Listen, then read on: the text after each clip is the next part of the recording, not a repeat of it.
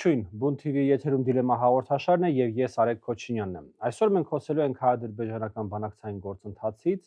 դրանում քաղաքացիական հասարակության, փորձագիտական համայնքի ներգրավվածությունից եւ վերջերս մամուլում տեղ գտած բազմաթիվ հրապարակումներից երևի թե արդեն ծանոթ եք Հայաստանից քաղաքացիական հասարակության մի խումբ ներկայացուցիչների Բաքու կատարած այցից։ Եվ իմ հյուրերն են այդ այցի նաև մասնակիցներ վերլուծաբան Բորիս Նավասարյանը, բարև ձեզ, շնորհակալություն հրավեր ընդունելու համար եւ քաղաքագետ Նարեկ Մինասյանը, բարև ձեզ, շնորհակալություն հրավեր ընդունելու համար։ Հարգելի հեռուստատողներ, թեման, որին մենք այսօր անդրադառնալու ենք, վերջին զարգացումները, վերջին տենդենսները, որոնք որ տեսնում ենք, նկատում ենք, ընկալում ենք բուն բանակցային գործընթացի մեջ եւ երկրորդ մասով դրանում քաղաքացիական հասարակության, փորձագիտական համայնքի մասնակցությունը եւ այդ մասնակցության ապագան, այսպես ասենք։ Պարոն Նավասարյան, ես առաջարկում սկսենք ձեզանից, որպես ոլորտի հնաբնակ, այսպես ասենք, ես ինչքան գիտեմ 94-96 թվականից պրոյեկտներ, ծրագրեր եղել են, բայց մինչև դրանց անդրադառնալը, ես առաջարկում եմ մի փոքր այսպես հետահայաց հիմա քննարկենք վերջին 2-3 ամիսների ընթացքում ինչ տենդենսներ ենք մենք տեսնում բանակցային գործընթացում, կան եւ պոզիտիվ տենդենսներ, որոնք որ բնականաբար մեզ ուրախացնում են, բայց կան նաև որոշակի նեգատիվ զարգացումներ, որոնք նույնպես մենք պետք է կարծում ենք շատության կենտրոնում պահենք։ Այո, ես կարծում եմ, որ այս վերջի ժամանակահատվածը առանձնանում է նրանով, որ փորձում են կողմնորոշվել այս ամեն ինչում նաև երրորդ կողմերը։ Մենք տեսնում ենք, որ կան բավականին ինտենսիվ բանակցություններ Հայաստանի եւ ԱՄՆ-ի ներկայացուցիչների միջև, քանի որ տեխնիկական եւ այլ ենթակառուցվածքային հարցերը կապված TRIP-ի հետ պիտի ամերիկյան կողմի հետ համաձայնեցնենք, հետո նոր դա փորձենք համադրենք Ադրբեջանի պատկերացումների հետ, բավականին բարդ գործընթաց է, բայց հետաքրքիր կային կասկածներ, որ ամերիկյան կողմը օգոստոսի 8-ից հետո կարող են դանդաղեցնել process-ը, բայց ոնց որ այդպես չէ եւ բավականին ինտենսիվ է ամեն ինչ տեղի ունենում եւ դա հույս է տալիս, որ TRIP-ի հետ կապված բոլոր այս կարևոր, բայց հանրությանը միգուցե ոչ հայտնի մանրամասները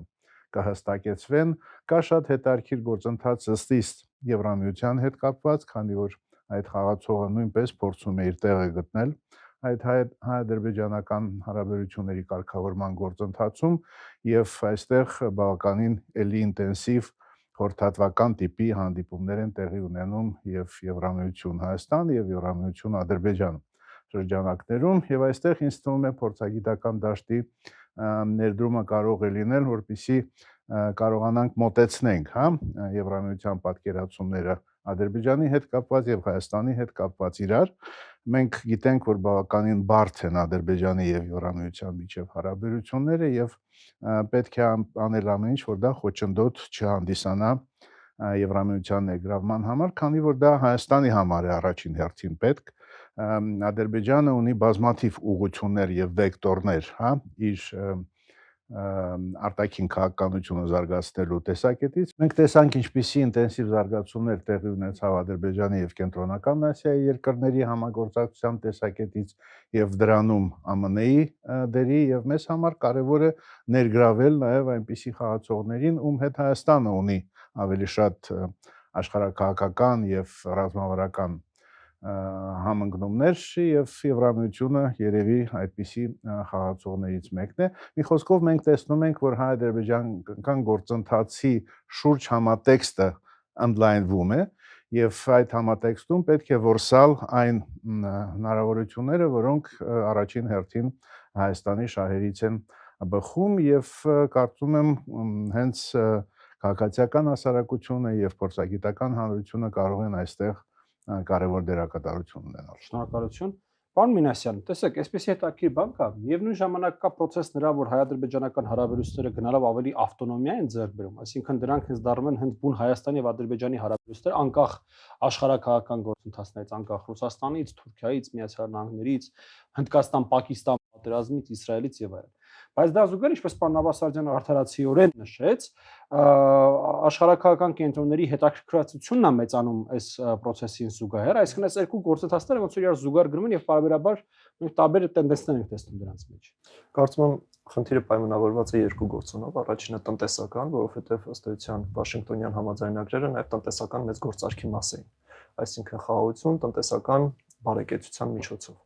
Եվ տնտեսական ցանկացած գործարք նաև հետաքրքրություններ է առաջացնում նաև այլ դերակատարների մոտ, միևնույն ժամանակ չպետք է բացառենք, որ Միացյալ Նահանգները ինքը եւս, օրինակ, շահագրգռված կլինի, որ այլ երկրներ եւս ներգրավեն իրենց ներդրումները, օրինակ TRIP-ի կյանքի կոչման ուղղությամբ դա կարող է լինել արաբական ինչ-որ երկրներ, որոնց հետ Միացյալ Նահանգները ունի բավական դրական հարաբերություններ, Եվրամիությունը եւ այլ երկրներ, եւ հետեւաբար այս բաղադրիչը չպետք է բացառենք եւ այս ցուցաբերվող հետաքրքրությունը տարբեր կենտրոններից բնականon է եւ բավական նորմալ է։ Եվ իհարկե նաեւ կարեւոր է, որպեսզի Հայաստանը նաեւ խրախուսի հատկապես այն դերակատարների ներգրավումը, որոնց հետ մենք ունենք բավական դրական հարաբերություններ եւ այստեղ բավական կարեւոր է, որ օրերս նաեւ հրապարակվեց կամ բացահայտվեց TRIP-ի հետ կապված որոշ դետալներ եւ օրինակ երրորդ երկրների ներգրավման մասով երկու կողմերը պետք է ունենան տան իրենց համաձայնությունը։ Սա բավական սկզբունքային եւ կարեւոր հարց է եւ կա նաեւ մեկ այլ բաղադրիչ, բոլոր ռազմավարական հարցերի հետ կապված Հայաստանը ունենալու է որոշիչ ձայն, ինչը եւս պակաս կարեւոր չէ։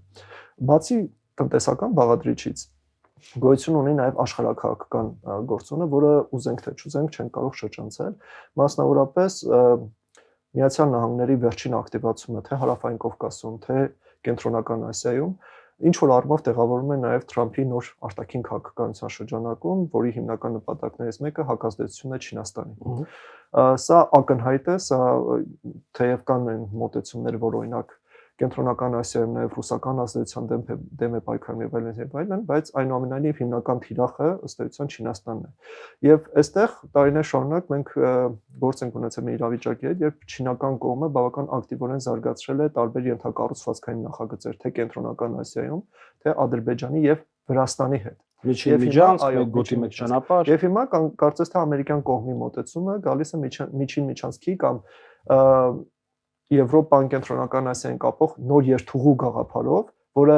էլի Կենտրոնական Ասիայից գալու է Ադրբեջանով, սակայն ոչ թե հյուսիսով է անցնելու, այլ հարավով, TRIP-ով է անցնելու։ Եվ այստեղ կա նաև որոշակի աշխարհաքաղաքական մրցակցության բաղադրիչ, եւ կա նաև երրորդ բաղադրիչը, որը ավելի շատ քաղաքական, տնտեսական է, դա ռուսական գործոնն է, հաշվի առնելով ռուսական ներկայությունը Հայաստանում ենթակառուցվածքային տարբեր նախագծերում եւ մասնավորապես Հարավկովկասյան երկաթուղիներ ընկերության կողմից կոնցեսիոն կառավարման իրավունքը Հայաստանի երկաթուղիների։ Եվ բնականաբար ուզենք թե չուզենք ռուսական կողմի հետ ինչ որ փուլում նաև ինչ որ շփումներ լինելու է նույն այս ներդրողների կամ այս նախագիծը զարգացնողների եւ ռուսական ընկերության միջև, մասնավորապես հաշվի առնելով, որ նույն նախատեսվում է, որ Նախիջևանից դեպի Երասխ, այսինքն ինչ որ երկաթուղային հաղորդակցության վերականգնում է լինում։ Արդեն Երասխից ըստ էության երկաթգիծը գտնվում է ռուսական ընկերության կոնցեսիոն կառավարման տակ եւ հետեւաբար նման հարաբերություններ կամ ինչ որ կարգավորումներ եւս դրանց կարիքը եւս լինելու է։ Եվ հետեւաբար ունենք մի քանի բաղադրիչներ, որոնք ազդում են գործընթացի վրա։ Այնուամենայնիվ, ելի համակարծիք եմ գործընկերոջս հետ, որ այստեղ փորձագիտական դաշտույի ներկայացուցիչները եւս որոշակի անելիք ունեն, որովհետեւ ի տարբերություն քաղաքական գործիչների փորձագիտական համայնքը ավելի ճկուն է, ավելի ստեղծարար է ինչ որ առումով եւ շատ տարբեր քննարկումների առումով հնարավոր է նաեւ գեներացվեն այնպիսի գաղափարներ, որոնք կարող են պրակտիկ լուծումներ դառնալ այլ այսպես խնդիրների համար, որոնք տարիներ շարունակ գոյություն են ունեցել։ Շնորհակալություն։ Տեսեք, գործընկերներ, երկուստ էլ նշեցիք այն դրական տենդենսները, զարգացումները, որոնք վերջին ամիսներին մենք տեսնում ենք։ Ես կուզեմ մի փոքր նաև խոսենք լարվածություններից կամ խնդիրներից։ Անցնող 1 ամսվա ընթացքում հատկապես նույնիսկ ավելի կոնկրետ կարող ենք ասել, երբ թե վերջին 3 շաբաթների ընթացքում մենք տեսանք հրետորաբանության որոշակի նեգատիվ զարգացում, երբ որ կողմերը կողմից կոնկրետ ավելի մեկ Ադրբեջանը սկսեց Հայաստանի տարածքում ինչ-որ տարբեր բնակավայր եւ աշխարհագրական տերմիններ այլ կերպ անվանել, որոշակի այսպես լարվածության այսպես նոտաներ սկսեցին երևալ եւ տարբեր մարդիկ փորձում էին հասկանալ թե ինչն է խնդիրը, ինչու է ինչ որ պայծ սկսած Ադրբեջանը այս դրական process-ներից, դրական տենդենսներին որին սկսել է լարվածությունը ստեղծել։ Իմ կարծիքով խնդիրը նրանում է, որ Ադրբեջանում սկսել են ավելի լարվել եւ անվստահություն ցուցաբերել հայ-ամերիկյան process-ին, իրանք հույս ունեն, որ հայ-ամերիկյան process-ը ավելի արագ է տեղի ունենալու, որ բանակցությունները ավելի արագ են ավարտվելու Հայաստանի եւ Միացյալ Նահանգների մեջ եւ իրենք փաստերի հետ են գործ ունենալու, որտեղ ես օրինակ շատ հաճախ լսում եմ Բաքվում տեղ ունեցող են հայտարարությունները, որ դե ինչ որ որոշեք մի բան, մենք մեր մասը կառուցում ենք, դուք ոչ մի բան չեք կառուցում եւ գուցե իրենց մոտ տպավորություն կա, թե հայկական կողմում միտում կա արհեստական ձգձգելու, իրենց այսպես ներողություն գցելու իրենց այս խոսակցության մեջ եւ այլն։ Եվ ես ճիշտ ասած կապում եմ դրա հետ լարվածությունը, պարոն Ավասարյան, դուք ինչ եք կարծում։ Դե նախ մենք գործ ունենք իներցիայի հետ։ Եվ պարզ է, որ որքան էլ մենք պնդում ենք, որ Իլհամ Ալիևը եւ իր թիմը մրցակիցներ չունեն Ադրբեջանում, ամեն դեպքում իրենք պետք է մտածեն նրա մասին, ինչպես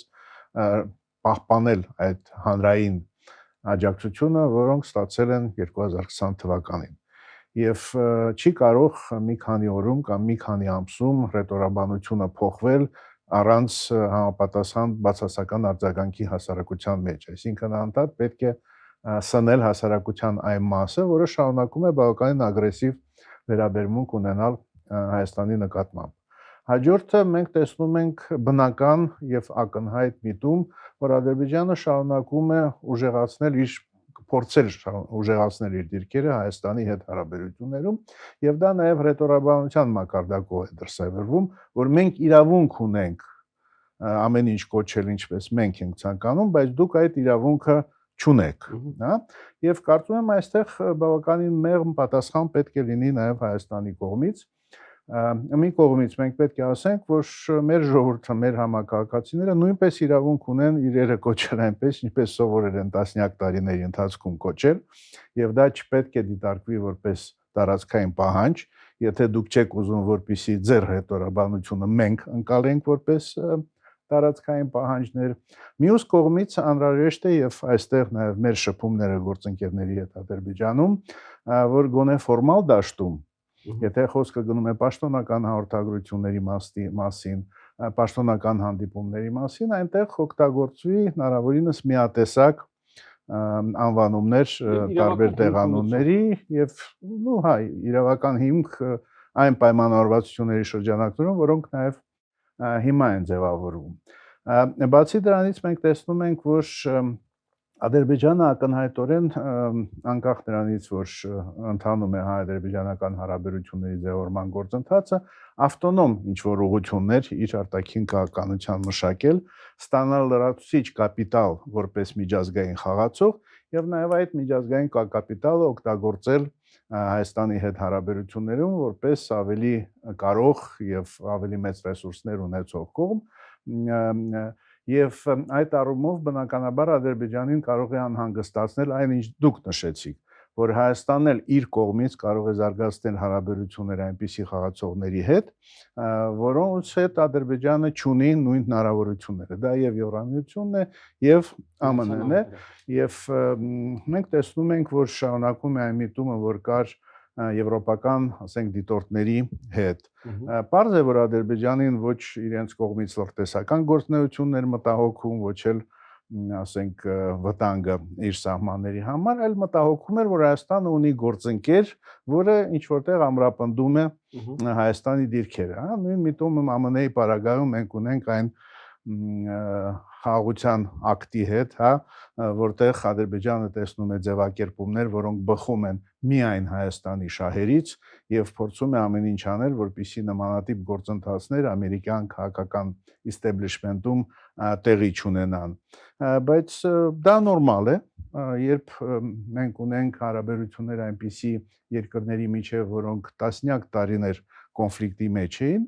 ամեն մեկը փորձում է ուժեղացնել հենց իր դիրքերը եւ դա չպետք է մեզ կաշկանդի անել նույնը մեր պոտենցիալ գործընկերների հետ, դա միայն ավելի արդյունավետ կդարձնի հայ-ադրբեջանական հարաբերությունների բարելավման գործընթացը, քանի որ որքանով հավասար են պարտներները, այդքանով ընդհանուր պայմանավորվածությունների գալը հեշտ է։ Պարոն Մինասյան, իհարկե հռետորաբանության որոշակի խնդրահարույց հռետորաբանության հետ կապված մենք խնդիրներ տեսնում ենք եւ բարբերաբար դա ակտիվանում է։ Վերջին 3 շաբաթվա ակտիվացումը իմ կարծիքով մասամբ պայմանավորված է նոյեմբեր ամսով, այսինքն լրանում է 2020 թվականի պատերազմի ավարտի 5-ամյակը, որը բնականաբար նրանց մոտ այդ էйֆորիայի ալիք է առաջացնում բարբերաբար եւ քաղաքական ղեկավարությունը փորձում է այսպես այդ նույն ոճի մեջ համապատասխան ուղերձներ մեսեջներ հղել սեփական հանրությանը։ Եվ երկրորդ հանգամանքը դա համաձայն եմ ձեր նշած դիրքորոշման հետ, որ ադրբեջանական կողմում հանդիպում էին այսպես մտահոգություններ ճակերտավոր, որ հայկական կողմը փորձում է ձգձգել process-ը։ Այսինքն ամենատարբեր մակարդակներով փորձագիտական շրջանակների կողմից բարձրաձայնվում էր այդ մասին, սակայն վերջին շաբաթների ընթացքում հայկական կողմի այս բացահայտումները թրիպի մանրամասների հետ կապված կամ պետքարտուղարի տեղակալի այցը արդեն Հայաստան, ընդ որում հայտարարվեց, որ երկկողմ աշխատանքային խումբ է ձևավորվել, արդեն հայ-ամերիկյան, որը իր գործունեությունը շարունակում է։ Այս ամեն ինչը նաև հստակ ուղերձ են բոլոր դերակատարներին, այդ թվում նաև Ադրբեջանին, որ ըստ էության արհեստական ձգձգումներ չկան, հակառակը հայկական կողմը ինքը եւս շահագրգռված է պրակտիկ քայլեր ձեռնարկել եւ արդեն կարծես անգամ ուրվագծվում է մոտավորապես ճանապարհային քարտեզը մինչեւ տարեվերջ հայկական կողմը թղթին է հանձնում իր տեսլականը վերջնական 2026 թվականի առաջի կեսին տեղի են ունենում վերջնական համաձայնությունները ամերիկյան կողմի հետ եւ ամենայն հավանականությամբ դրանք նաեւ ինչ որ իրավական ձևակերպումներ կստանան, որովհետեւ դրանք հիմք են դառնալու նաեւ թրիպի կառուցման համար եւ դրանից հետո արդեն 2026 թվականի երկրորդ կեսին արդեն սկսում են հենց բուն շինարարական աշխատանքները։ Ընդ որում արդեն հայտարարվեց, որ տարբեր ենթակառուցվածքների հետ կապված ինչ որ դիտարկումներ է իրականացվում տարածքի, օրինակ էներգագծերի հետ կապված, գազատարի հետ կապված, երկաթուղու մասով ամեն ինչ փոքրի շատ է պարզ է, որ խորհրդային շրջանում գոյություն ունեցած երկաթուղու երթուղով է անցնելու, սակայն մյուս ենթակառուցվածքների հետ կապված նոր տարածքներ են դիտարկվում եւ այստեղ բավական նաեւ ուշագրավ էր այն հանգամանքը, որ TRIP նախագիծը իր այս բազմաթիվ կոմպոնենտներով չի սահմանափակվելու միայն Սյունիքի մարզի հարավով, հնարավոր է նաեւ այլ ենթակառուցվածքներ անցնեն ավելի հյուսիս Վայոց ձորով եւ այլ մարզերով։ Սա բավական կարևոր է։ Միևնույն ժամանակ թեև կան այս բացատրությունները, կարծում եմ այս հռետորաբանության խնդիրը հայկական կողմը պետք է պահի իր օրակարգում եւ պատահական չէ, որ Բաքվում եւս մենք այս հարցը բարձրաձայնեցինք, այսինքն խնդրահարույց հռետորաբանությունը, որը վնասում է նաեւ խաղաղության գործընթացին, այսինքն դա Ազերթաջի կողմից Երևան բառի օգտագործումը իր ռուսերեն նյութում կամ Ալիևի կողմից խնդրահարույց ձևակերպումները ճիշտ է, ձևակերպումը այնպես էր տրվել, որ քննադատությունը շատ այսպես միանշանակ չի, բայց այնուամենայնիվ պատահական չեն կիրառվում այդ տերմինները։ Բացի այդ այլ դիվանագետների մակարդակով նաև ինչ որ բարբերաբար խնդրահարույց հայտարարություններ են արվում։ Հետաբար հայկական կողմը պետք է իր օրակարգում պահի եւ այդ թվում նաև առաջնորդվելով Վաշինգտոնում ձեռք բերված պայմանավորվածությունների ոգով ակնկալի եւ պահանջի համանման վերաբերմունք, համանման հանրային ուղերձներ նաև մյուս կողմից։ Ձեր միտքը կուզեմ շարունակել այդ ոչ միանշանակ ձևակերպման հետ կապված։ Գիտեք, ես կարծում ստեղ բավականին կարևոր մի հատ աշխատանքի հարթություն կա, որը քաղաքասարակությունների մակարդակում էլ պետք է լինի։ Տեսեք, այն ինչ որ ասել է Ադրբեջանի նախագահը եւ այն ինչ որ քննադատվում է Հայաստանում, շատ հաճախ նույնը չէ։ Ադրբեջանի նախագահը ամեն դեպքում չի անվանել Սևանա Գյոչա։ Ադրբեջանի նախագահը ասել է, որ կան պատմական քարտեզներ, որտեղ Սևանը անվանվում է Գյոչա։ Հիմա մենք իհարկե անգամ դրա հետ խնդիր ունենք, այդ ձևակերպման հետ խնդիր ունենք, բայց դա ամեն դեպքում նույնը չէ։ Եվ այստեղ բավականին կարևոր է փաստերի ստուգումը։ Այստեղ բավականին կարևոր է, որ առնվազն այն նեգատիվը, որը որ կա, գոնե նույնությամբ մատուցվի հասարակության, այլ ոչ թե դրան հավելյալ շերտեր գումարվեն եւ խնդրեմը ել ավելի մեծացվի, այսինքն մենք ոչ թե խնդիր պետք է մեր արժե դնենք խնդիրը ել ավելի մեծացնել, այլ գոնե խնդիրը այնպես ինչպես որ կա հաղորդակցելու հասարակությանը։ Եվ այս առումով այսպես գաղափարներ պետք է, ես կարծում եմ, շրջանառել եւ ավելի ակտիվ փորձել քննարկել երկու երկրների միջև առնվազն քաղաքասարակության կամ մեդիայի մակարդակում ինչ-ինչ փաստերի ստուգման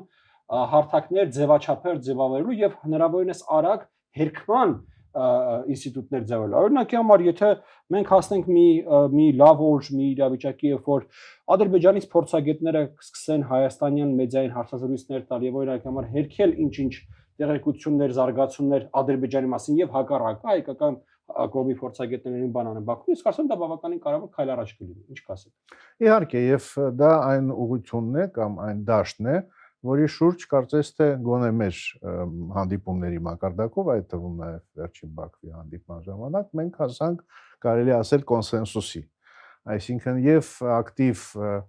համագործակցությունը լրատվամիջոցների միջև ներգրավմամբ մյուս երկրի փորձագետներին, քաղաքական գործիչներին, միգուցե падգամավորներին, հուսով եմ կհասնենք նաև կառավարության ներկայացուցիչներին ի վերջո։ Դա մեկ ուղղություն, այսինքն տեղեկատվության ինտենսիվ փոխանակում, Երկրորդը դա, ինչպես ես արդեն նշեցի նախորդ հարցին պատասխանելով, եզրույթների օգտագործման եւ տեղանունների օգտագործման գոնե ֆորմալ մակարդակով համաձայնեցում եւ այստեղ էլ մենք լիակատար փոխըմբռնում ենք տեսնում ադրբեջանական կողմից եւ երրորդը դա փաստերի ստուգումն է եւ շատ կարեւոր է որ փաստերի ստուգումը լինի համատեղ, որպեսզի լինի բավարար վստահություն լսարանի հասարակության միջև նման նախաձեռնություններ արդեն կան, նրանք պետք է ամրապնդվեն եւ նորքան հնարավոր է ստանան ինստիտուցիոնալ բնույթ ինստիտուցիոնալ չի նշանակում պետական, ինստիտուցիոնալ նշանակում է հենց ոչ կառավարական կառույցների միջև ձևավորվող ֆորմատների եւ ինստիտուտների անգամ, հա, ինչպես ասենք մեր համատեղ մեդիա պլատֆորմն է, հա, Press Club TV, որը մենք ձևավորում ենք Բաքվի մամուլի ակումբի հետ, այդ կարգի ընդհանուր ինստիտուտներ, որոնք հավասարապես վստահություն կունենան երկու հասարակություններում, անհրաժեշտ է, բայց կան նաեւ այլ ուղղություններ, որոնց շուրջ մենք փոխանակեցինք կարծիքներ եւ գաղափարներ եւ նախաձեռնություններ, այդ թվում նաեւ մեզ մտահոգող հարցերի շուրջ, դա եւ սահմանն է, սահմանի հարցն է, սահմանազատման հարցն է եւ մենք տեսել ենք, որ այն մտահոգող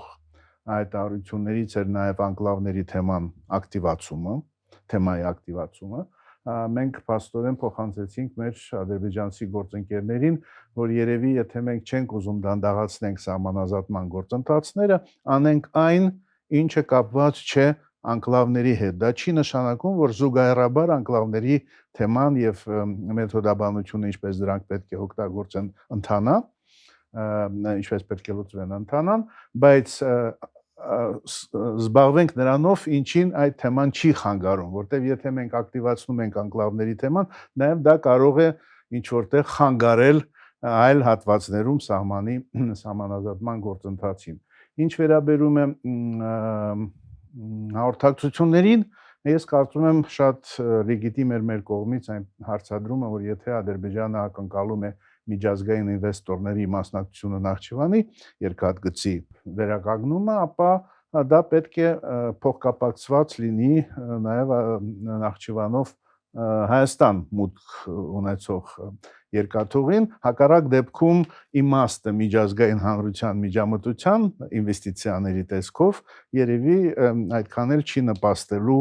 ոչ միայն TRIP-ին, այլ ընդհանրապես հաղորդակցությունների ապաշրջապակման գործընթացին։ Եվ այն, որ դա մենք կարողանում ենք մեր գործընկերների հետ Ադրբեջանում քննարկել կոնստրուկտիվ հունով, հուսադրող է, եւ բարձր է, որ մենք, ինչպես նշեց Նարեկը, նաեւ շատ ավելի անկաշկանդ ենք, հա, ի տարբերություն պաշտոնական մակարդակի, այստեղ ցանկացած գաղափարներ, այդ թվում նաեւ համարձակ կարող են օրակարգի մաս դառնալ։ Պարոն Մինասյան, 5 ադրբեջանցի փորձագետներ եկան Երևան, մենք 5-ով գնացինք Բաքու, այս ֆորմատի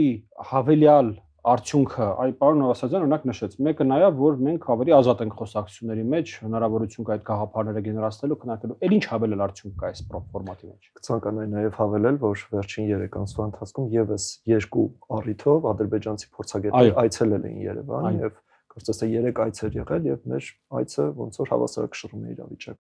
Բնականաբար նման շփումները կարևոր են, օրինակ մեզ համար նաև որպես փորձագետներ, ովքեր ամենօրյա ռեժիմով զբաղվում են տարբեր խնդիրների ուսումնասիրությամբ, վերլուծությամբ, սա նաև կարևոր է, այսպես ներքին ինֆորմացիա ստանալու ադրբեջանական գործընկերներից, որովհետև հաշվի առնելով նաև այդ համակարգի փակությունը, շատ հաճախ այն ինչ կարդում ենք մամուլով եւ իրական գործընթացները, իրական տրամադրությունները կարող են տարբերվել եւ այդ առումով բավական կարեւոր է հասկանալու, այսպես առաջին ձեռքից ինֆորմացիա ստանալու տեսանկյունից։ Միևնույն ժամանակ այս հանդիպումները, այս ձևաչափերը կարեւոր են հայկական կողմին հուզող, մտահոգող են հիմնական խնդիրների բարձրաձայնման համար, որոնք վստահաբար նույն ադրբեջանական գործընկերները փոխանցելու են թե իրենց որոշում կայացնողներին, թե ինչու՞ չէ նաև իրենց հանրային ելույթներում, հարցազրույցներում միգուցե նաև կիսվեն սեփական հանրության հետ։ Եվ հետեւաբար այս գործընթացի հիմնական նպատակը նաև այդ նարատիվների փոփոխությունն է, որքանով որ դա հնարավոր է։ Համաձայն եմ պարոն Նավասարդյանի հետ, որ կա այդ իներցիայի խնդիրը, այսինքն տարիներ շարունակ մարդիկ այսպես շատ կոպիտ ձև հաց են վաստակել հակահայկական նարատիվներ տարածելով։ Ինչպես եւ Հայաստանում էլ մարդիկ կա, որոնք հաց են վաստակել։ Բավական է, շատ բարդ է, որպեսզի այս շարժում էս իներցիան միանգամից կոտրվի, սա ժամանակ է պահանջելու, սակայն կարծում եմ նման շփումները առաջին հերթին խնդիր ունեն նորմալացնելու, նորմալ դարձնել փորձագիտական կամ մասնագիտական տարբեր շրջանակների միջև շփումը, այսինքն հայ փորձագետների այցը Բաքու կամ ադրբեջանցի փորձագետների կամ այլ մասնագետների այցը Երևան չպետք է դառնան պատմական իրադարձություն, դա նորմալ հակամարտության կարգավորման գործընթացի մաս պետք է լինի։ Ինչպես ժամանակին Հայաստանում հումորային բան կար, դա լավ չի, դա նորմալ է։ Եվ երկրորդը բնականաբար հայկական կողմը պետք է նաև, ինչպես նշեցի, օգտագործի այս խողովակը իր մտահոգությունների, որովհետև էլի շատ տարբեր զգայուն հարցեր են քննարկել, սկսած սահմանազատման հետ կապված տարբեր բնույթի գերիների հարցը, որը բավական զգայուն է եւ բնականաբար նաև ազդում է թե ինչպես էս երկխոսության գործընթացի եւ ընդհանուր կարգավորման գործընթացի վրա եւ այդ խնդրի հասցեագրումը օր առաջ միմիայն կարող է նպաստել այս երկխոսության գործընթացին։ Իհարկե քննարկվել են նաև այլ հարցեր եւ կարծում եմ բավական դրական էր քննարկումը ընդհանուր առմամբ եւ կար դրական այդ ընդհանուր կետեր գտնելու պատրաստակամություն երկու կողմից, այսինքն կենտրոնանալ ոչ թե տարանջատող տարաձայնությունների վրա, այլ փորձել գտնել այն կետերը, որտեղ կողմերը կարող են համագործակցել եւ առաջ շարժվել եւ ինչպես նշվեց արդեն քննարկվել են տարբեր գաղափարներ, որոնք կարող են դառնալ նախագծեր երկկողմ եւ այստեղ բավական կարեւոր է նաեւ արձանագրել, որ կա երկկողմ պայմանավորվածություն, որ այս շփումների կամ երկխոսության ձևաչափում ներգրավելու են նոր անդամներ, քաղաքացիական հասարակության ներկայացուցիչներ, փորձագետներ, այսինքն ֆորմատը ընդլայնվելու է, ինչը կարծում եմ դրանից միմիայն այս ձևաչափ այս նախաձեռնությունը կարող է շահել, որովհետև դա կնպաստի նոր գաղափարների գեներացմանը եւ ինչու՞ չէ նաեւ հանրային էֆեկտի ընդլայնմանը։ Պարոն Ավասարյան, հաղորդման սկզբում նշեցի, որ որպես ոլորտի հնաբնակ այ 90-ականներից եղել են փորձեր, եղել են այցեր, եղել են տարբեր ֆորմատներ քաղաքացիական հասարակության փորձագետների մեջ։ Հիմա դուք որևէ այսպես շոշափելի մեթոդաբանական տարբերություն տեսնում եք, այն ինչ որ հիմա է արվում նախկինի հետ։ Ես տեսնում եմ որակական տարբերություն, որտեղ ըստ մեր ուսումնասիրման եղել են 4 պահեր մեր հակամարտության պատմության ընթացքում, երբ ժողովուրդների պատրաստումը խաղաղության հռչակվել է։ Բայց նախորդ 3 փուլերում այդ հռչակումը հիմնականում միջազգային հանրության նախաձեռնությամբ է եղել, հա։ Նայքի վեստում փաստորեն երկու նախագահներին ուղարկել են տուն ասելով դե գնացեք պատրաստեք ձեր ժողովրդին։ Նույնը անմիջապես առաջին Ղարաբաղյան պատերազմից հետո բավականին ինտենսիվ էին ԵԱՀԿ-ն, Եվրոպայի խորհուրդը, Եվրամիությունը եւ լավագույն դեպքում երկու երկրների իշխանությունները հանդուրժում էին, հա, այդ նախաձեռնությունները միջազգային հանրության։ Հիմա մենք տեսնում ենք, որ ակնհայտորեն պաշտոնական մակարդակով կա աջակցություն